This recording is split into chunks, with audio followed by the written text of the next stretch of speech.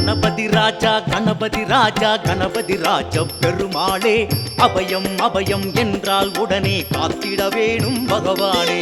கணபதி ராஜா கணபதி ராஜா கணபதி ராஜ பெருமானே அபயம் அபயம் என்றால் உடனே காத்திட வேண்டும் பகவானே.